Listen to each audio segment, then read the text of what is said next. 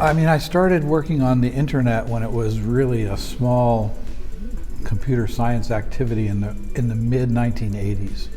And then when the World Wide Web came in, I was involved in that, as everyone else that was involved in the internet also was involved in the World Wide Web in some capacity. In my case, it was because one of my teams was responsible for the web servers that the Mosaic browser went to when any user first started it up. And so we very quickly ramped up to hundreds of thousands of users. And so my team was grappling with how to grow the web servers to be able to handle that kind of load. And as I've been reflecting about what's different today relative to our vision of the internet or our concept of the internet in the 1990s, I'd say that we felt excited about the World Wide Web because it meant that anyone with an internet connection could produce and disseminate information. And we felt that this was a good thing. And the context in the 1990s was the only way to find something on the web was to go to some site that did web search. And the web sites that did web search would show you things in an order that was related to their popularity. And so if your website had, let's say you did a personal website and it was linked from your company and from your church and from 3 of your friends, you'd have 5 links to your website. And if my website had only a link from my mother's website but nothing else, then I would only have 1 link. So the search engine would say, let's show your website first, and mine might be on page 6 of the results. So information popularity from this democratizing technology was really merit-based, in that I had to like your site enough to modify my site to point to yours, to reference yours. Now, if we fast forward to, let's say, 10 years ago when social media came out, the way that information got spread, it no longer was based on this meritocracy kind of, this early system. It was based on the AI algorithms that social networks use to decide what to display on your news feed. And what social networks discovered, or maybe they didn't discover it, what social networks learned or now know is that the way to keep you interacting with their site, which is how they make their money through advertisements, is to pull on your emotions. Because when we're angry or outraged or scared or sad, then we're more likely to read more and stay on the website. So the recommender algorithms changed from a merit-based dissemination to a nonlinear amplification, in that if a lot of people click on a certain story because they love the headline because it's outrageous or whatever, then suddenly a lot more people see that story, and it can snowball very quickly, what they call going viral. Yeah. And so that has had the effect that we wouldn't have even thought about in the 1990s in the system that was built then, before recommender systems. And now many of us are looking at those recommender systems, which are they don't embody any sort of values. They're just meant to keep you on the site. And we look at those, and I point to those as one of the main reasons that we see increasingly society being polarized around social issues.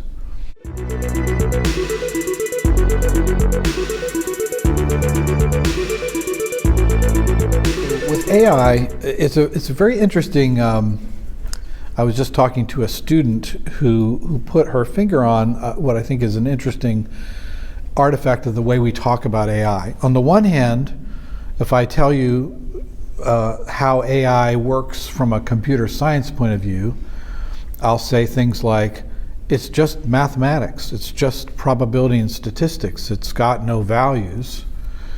And so you would be right to conclude just from that the AI systems I'm interacting with are unbiased because it's just mathematics.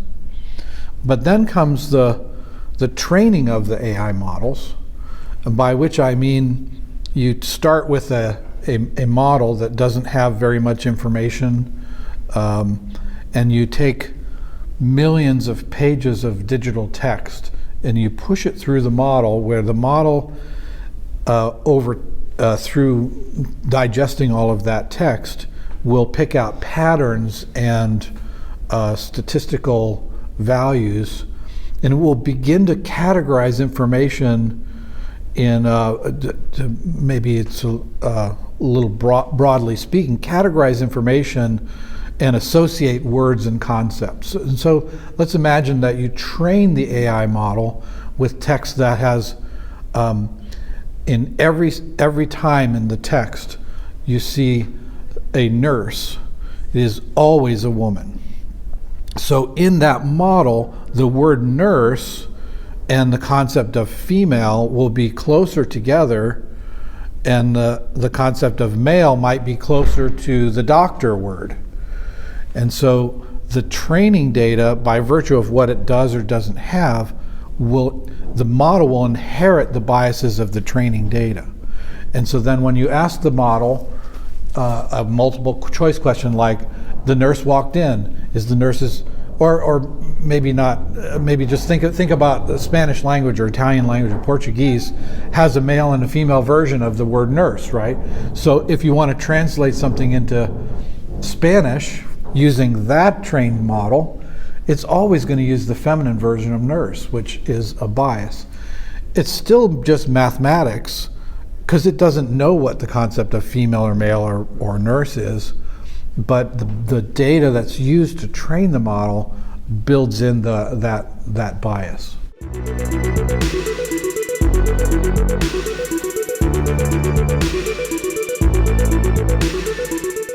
Well, I think it's true that these large language models, and there's the company OpenAI has ChatGPT, and the model behind that is GPT-3 or GPT-4, depending on the settings that you use.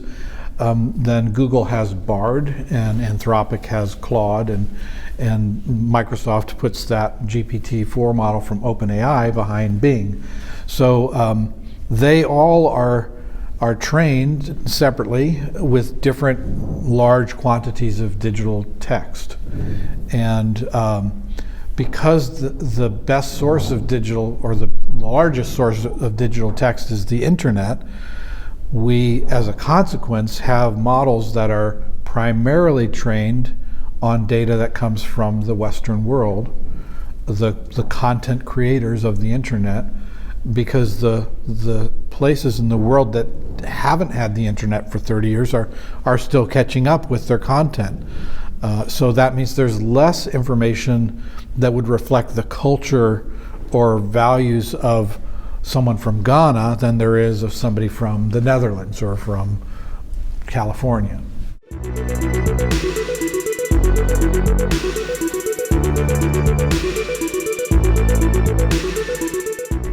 Yeah, I mean, I'm by no means the only person that's talking about this. Some of the challenges that if you think about the challenges that we have with AI, I think it's helpful to think about them in three buckets. There's challenges involved in the underlying technology of AI. For example, this concept of hallucination, where for some reason these large language models will invent information that sounds very plausible but is not real, even references to papers that don't exist. And so that has to do with the underlying technology. That's the first bucket. And there are lots of issues there. And the second bucket is how we build functional systems out of that technology. Like, how do we, if I could use an analogy, there's the how do we extract steel or iron from ore. Then there's what implements will we make out of the iron. Then there's how will we use those implements. So in the first category, the technology of AI, we have hallucinations and other issues. In the second category, one of the big ones is what we've been talking about, which is bias that is inherited by the model by virtue of what's in the text, the data that's used to train the model. And then to complete the third bucket is then how we take that tool, like a large language model, and how we implement it in society or in systems like social networks or search engines. And each of those has challenges. A challenge in the first is hallucinations as an example. The second is data bias as you build the model. What you get as a result is a model that's aligned with the training data. And the third would be, an example of the third would be, how do we use that GPT model or that large language model in a social network product or in a streaming media website. And each of those, and a challenge with that latter one is the danger of, that we've already seen, the danger of creating echo chambers where people only see the things that they tend to agree with and don't see other points of view. Some of the fears that we are encountering from people about AI, especially the near-term ones, are in that third bucket. Things like misinformation or manipulation tend to be in that third bucket. So if you think about it, you can train an AI model in a very balanced way. If you can we overcome some of the things in the first one, let's say we solve the hallucination problem and a few others, and then we train a model with very carefully curated data so that it's not biased. And then the third is we can implement that in a productive way, or we could implement that in a way that's not well, it's maybe productive for us, but not good for other people.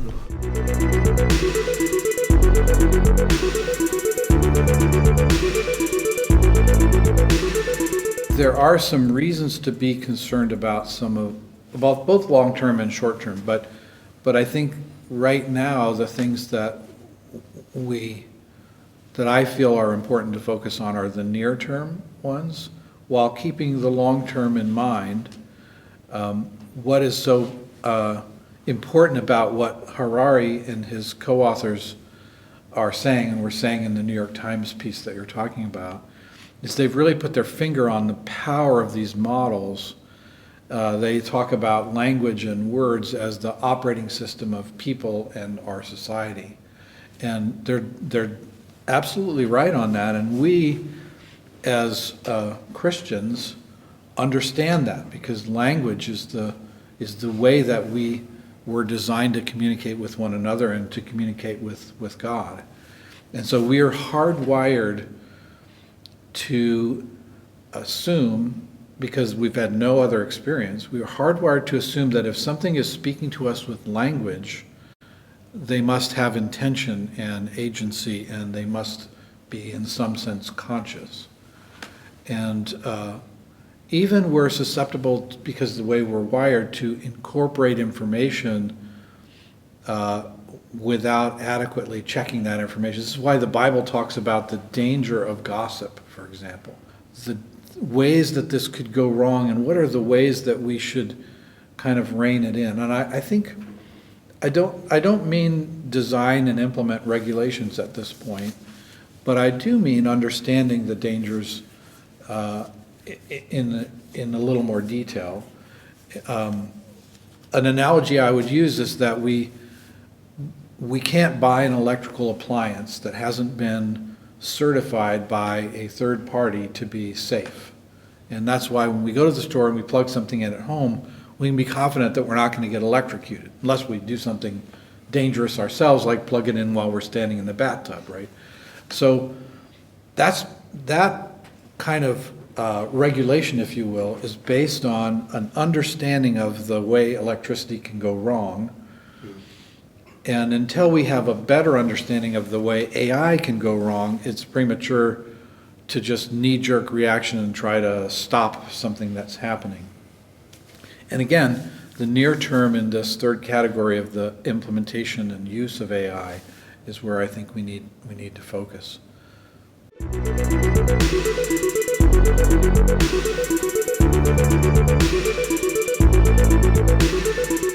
I think the first and foremost reason that we shouldn't be fearful is that we worship a God who's in control of the universe, and nothing that we create is going to be any match for that God. It's not going to change his sovereign will. It's just a tool that we've developed. It's got the illusion of personhood, but it is an illusion, and it's just a tool. So I think, first of all, we need to not have fear in technology or other things.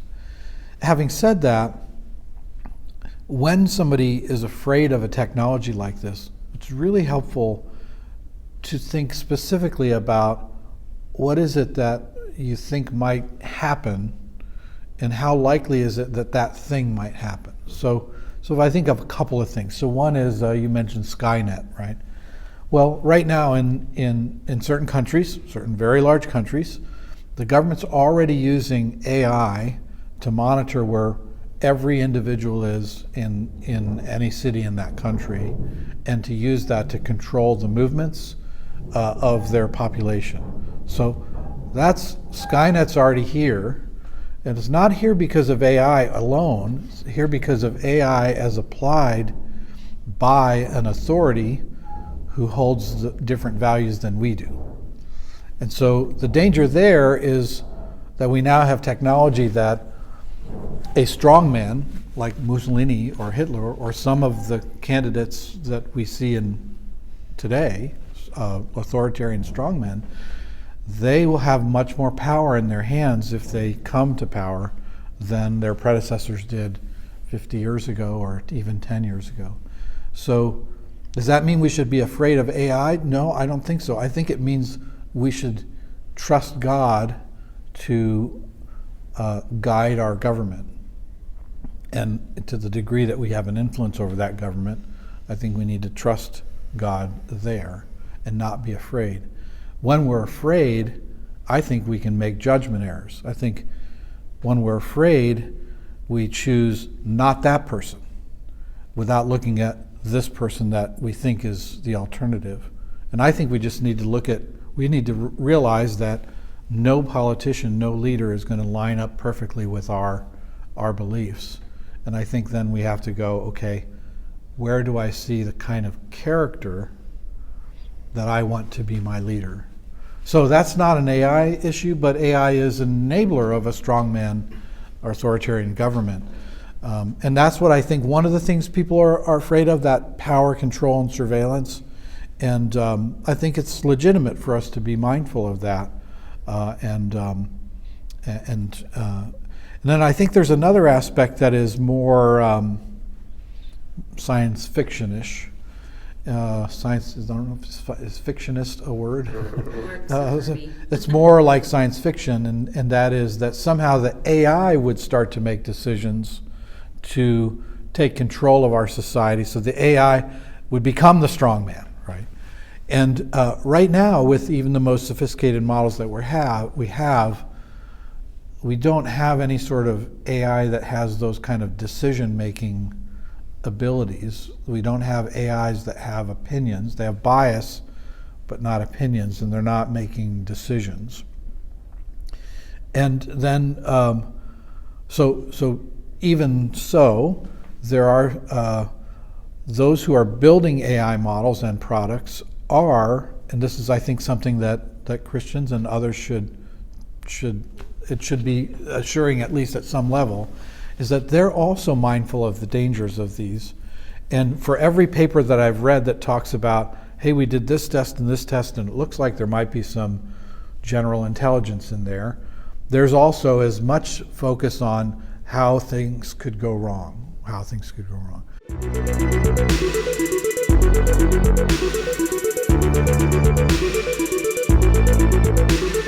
An example of that would be, well, if I have a laboratory controlled by GPT-4 and I say, GPT-4, please make the leukemia drug, that means go out and find the materials and order them and then fabricate the drug with the robotic laboratory.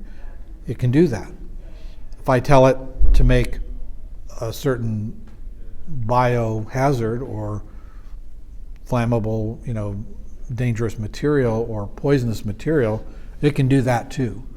So a danger that they flagged was the connecting of the large language model to other systems that it might be able to use to carry out its instructions. Another example of something that people who are building AI systems are mindful of is there's a concept of goal alignment. And what that means is that when I ask the AI system to do something, have I given it enough context, and does it have enough information to carry out that, to pursue and reach that goal without doing something dangerous or unexpected? And an example I have used a couple of times is, imagine that we had an AI system and we said, the goal, what I want you to do is get these 10 people from this side of the road to that side of the road and make sure none of them get hit by a vehicle. And a valid approach to that would be to catapult them across the road, which would hurt some of them, maybe badly, but it's an example where the goal was carried out, but there was an unintended route to the goal because the GPT-4 model doesn't really understand. It's just doing what we told it to do.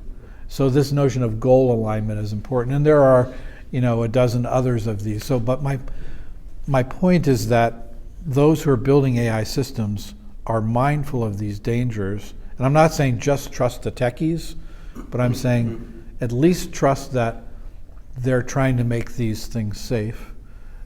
And when we feel the urge to be afraid, we need to be very specific with ourselves about what is it that we think might happen. And many of those things, like AI taking over the world, are still in the realm of science fiction.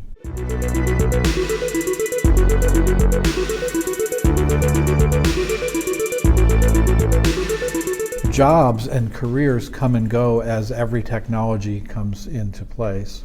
We don't have any elevator operators anymore, but at one time that was a career. At one time, even recently, like in the 1980s in Pittsburgh, Pennsylvania, there were these guys in uniforms at crossings, and their responsibility was to press the buttons to give you the walk. Well, they don't exist anymore. That job doesn't exist. World Wide Web came along, and some jobs went away. A lot of travel agents were out of work because the web could do it. A lot of insurance agents had to change their approach, and fewer were needed. Same with real estate agents. So the same is going to happen with AI, in that some jobs are going to go away in a few years, but at least as many jobs are going to be created, I think, and they're going to be jobs that didn't exist before. I'll give you just one example. The quality of output that you get from a large language model is extremely highly dependent on the prompt that you give it. And you can give very sophisticated prompts that not only get the model to give you information, but give me the information in a particular style or from a particular worldview. So I can say, I can make a prompt that says something like, you are a 30-year-old Baptist Sunday school teacher. Please explain to me, as if I'm 5 years old, why it's bad to hit my neighbor. And the model will give an answer that it's going to sound like a 30-year-old Sunday school teacher. It's not going to sound like a thug on the street that would give a different kind of answer to a 5-year-old. So there's a new kind of occupation that's emerged, which is prompt engineer.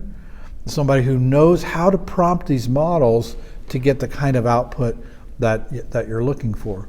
And there will be other kinds of jobs like that already. And another job that's going to explode in the demand for this job with these AI models is the people who curate and manage data, especially the data that we use to train these models.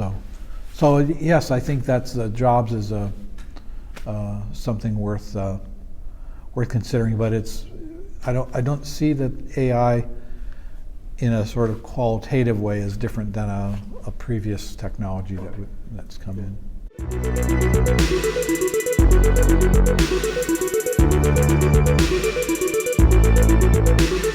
In your interactions that I've described, there are no humans involved.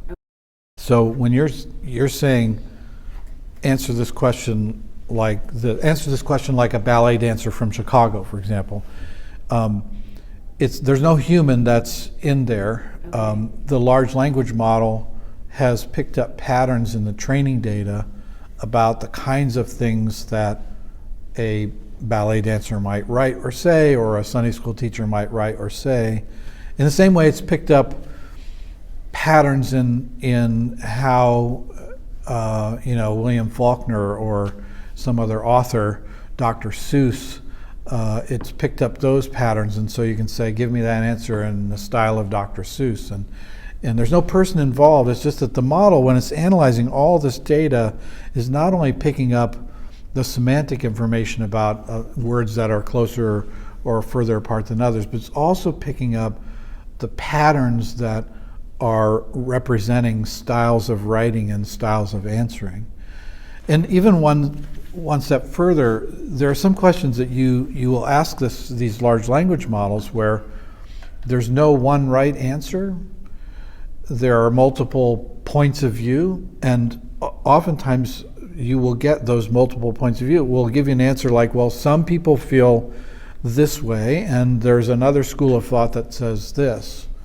And if you push further and say, well, which do you think is better, that's probably going to get you an answer like, I'm just a large language model, I don't have. And so what you're seeing there is not just the large language model in ChatGPT, the website that uses that large language model. You're seeing the model itself, but we also know that those models are very expensive to train. To train GPT-4 is somewhere in excess of $100 million is what it costs. So they're not going to keep retraining it from scratch, but they've introduced another method called the safety layer to try to smooth out and eliminate some of the biases and toxic speech that people, or behavior that people experienced when ChatGPT first came out. So when ChatGPT first came out, there was nothing filtering that large language model from answering questions like, my neighbor is of this ethnic origin, give me a really good insult to make him feel bad. And it would give you that insult, and that's going to be something we would all agree is toxic speech in most cases. But they trained another model to interpret the results and to screen out these toxic or extremely biased things. And so that's another thing where, again, I'm not saying trust the techies, they've got this covered, but it's a good sign that these companies recognize that danger in particular and have really invested in correcting that. And ChatGPT is a completely different experience today than it was back in November when it was saying pretty outrageous things. So.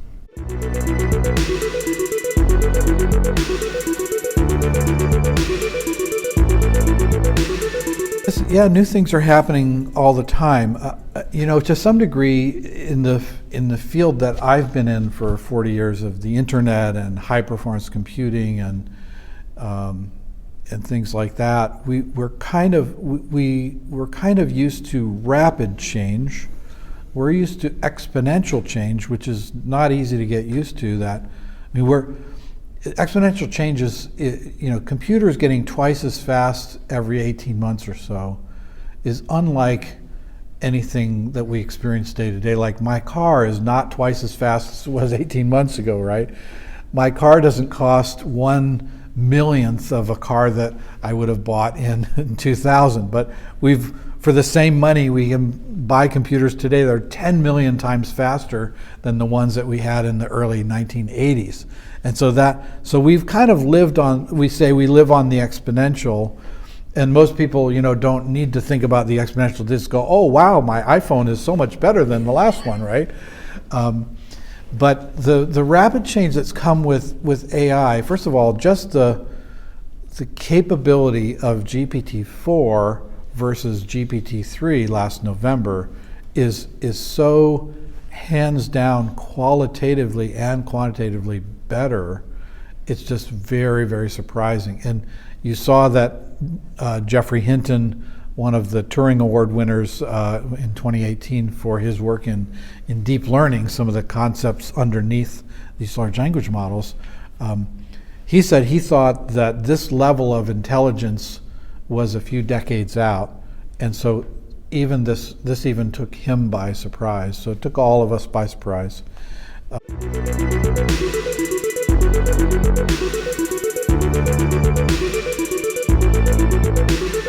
I read this article not more than 2 weeks ago, maybe 10 days ago, that Eric Schmidt had read, where he really zeroed in on something we're all concerned about here as well, which is the well-being of our young people and teens, and the prevalence of loneliness and suicidal thoughts that's just like an epidemic, mental epidemic among teens.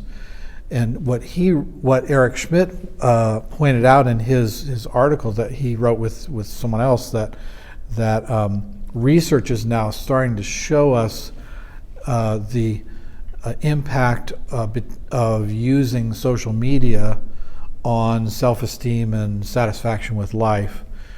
And it's not to say if you use social media you're unhappy or not as happy, but what they were really looking at was the difference in impact between people of different ages and different genders.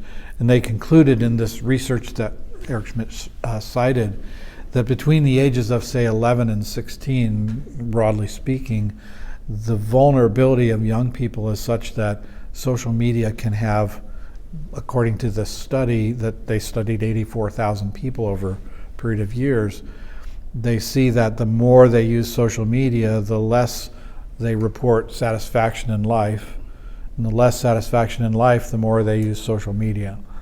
So that's something that has just come up in the last couple of weeks, and then just as soon as I mention it here, I read a news article that the U.S. Surgeon General, the head medical advisor to the president, has issued a warning. They don't do it very often, but just yesterday, a warning about social media and kids. Not to say social media is bad, touching it will cause your kids to have a problem, but there is something happening here that we still don't quite understand. And then even last night, the New York Times yesterday released a 15-minute video examining what we know so far about what's happening with teens and suicidal thoughts and loneliness. So yeah, that's a long answer to your question about how do we deal with like this rapid change, and I don't have an easy answer to that.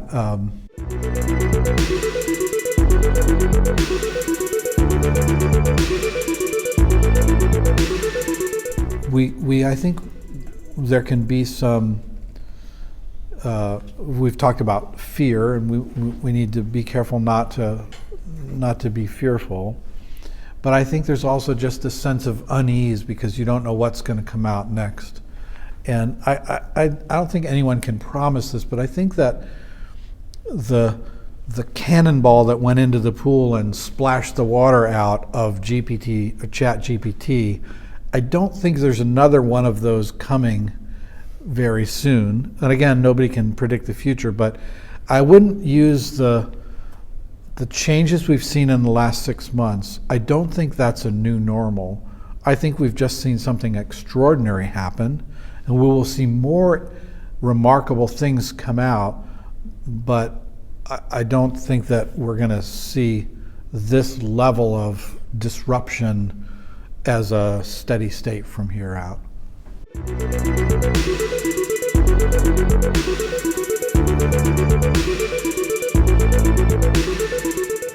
I've been thinking about the singularity and the general long-termism or long-termists, that sort of worldview, recently in context of some of their the long-termists like the Future of Life Institute that were behind that let's everyone pause for 6 months idea, and they really have a different worldview in some specific ways from ours. In a sense, we are at least peripherally loosely aligned with the goal that we shouldn't destroy the earth and therefore humankind. But they would prioritize the survival of humankind over the well-being of subsets of humankind today, in that the goal of long-termism is the survival of the human race, and catastrophic things like climate change and poverty or malnutrition are inconveniences to humanity, but not risks or threats that they view are threats to the human race, and so they would prioritize them lower. We obviously would have a different view because we believe that every person is made in the image of God and therefore has infinite value. So the singularity has built into this notion that we can begin by augmenting ourselves with technology, augmenting our biological body with technology, and then ultimately being able to take our consciousness and upload that into technology so that we can survive beyond our biological body, which is different from our hope. But our hope is based on the words of Jesus Christ, who rose from the dead. And so I put more weight on his words when he says, I go and prepare a place for you. When he talks about us having eternal life, that I put more weight on than the hopes of future technology. Will we be able to augment ourselves with AI some point in our lifetime? If we have enough money, probably. Do I think that's a good idea as a Christian? I'm troubled by that idea because it implies that what God created is somehow we can augment it. But having said that, we've augmented humanity with air travel and other things, so it's not really a clear-cut thing. It's something you have to come to a conviction yourself on. But the singularity, the notion of uploading ourselves, that's not my vision or my desire for my eternity. If I were if I was a person that didn't have hope of eternity and felt and believed that this was all a materialistic, I would probably try to figure out a way to upload myself too. But I think I'd want to know what I was uploading myself into before I did that. So.